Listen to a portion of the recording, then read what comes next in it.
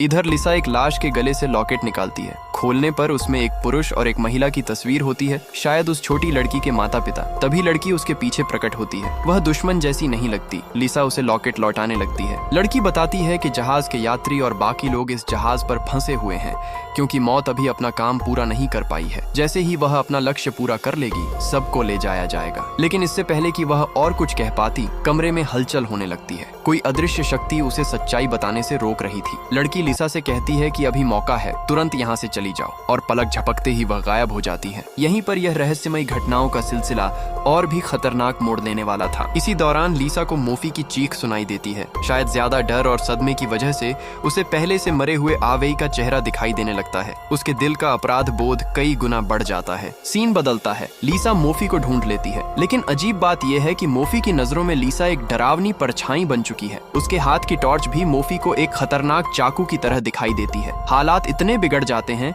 कि जैक को बीच में आकर रोकना पड़ता है, तब जाकर मामला शांत होता है। मोफी दोबारा मुसीबत न खड़ी करे, इसलिए सब मिलकर उसे मेन पाइप के अंदर बंद कर देते हैं। अब उनका प्लान साफ है। शियाओ शुआई और दाजुआंग जहाज की मरम्मत करेंगे और लिसा जाएगी लाओ हे को ढूंढने। लेकिन उसे क्या पता था कि लाओ हे अब इस दुनिया में नहीं रहा। जब लिसा और मोफी में झगड़ा चल रहा था, उसी वक्त जर्जर पड़ा हुआ बॉलरूम अचानक 40 साल पहले के भव्य हाल में बदल गया। मंच पर सिंगर एलिस मुस्कुराते हुए लाओ हे की तरफ बढ़ती है और उसे एक गहरा चुंबन देती है। लाओ हे जानता था कि ये सब एक भ्रम है, लेकिन सालों से समुद्र में भटकते इस अकेले इंसान के लिए वो पल किसी जन्नत से कम नहीं था। एक कोने में एलिस कपड़े उतारती है और लाओ हे भी समझ जाता है कि आगे क्या होने वाला है। लेकिन दोस्तों, वासना के रास्ते पर चलोगे तो अंजाम बुरा ही होगा, और इसी वजह से लाओ हे की मौत हो जाती है। तभी वो छोटी लड़की फिर से लिसा के सामने आती है और उसे 40 साल पहले की सच्चाई दिखाती है। उस दिन एक प्रोफेशनल गैंग पार्टी में घुस आया था। उन्होंने खाने में जहर मिलाकर ज्यादातर यात्रियों को मार डाला। जो लोग बचे, उनके साथ वो हुआ जो कहानी की शुरुआत में दिखाया गया था। सबका शरीर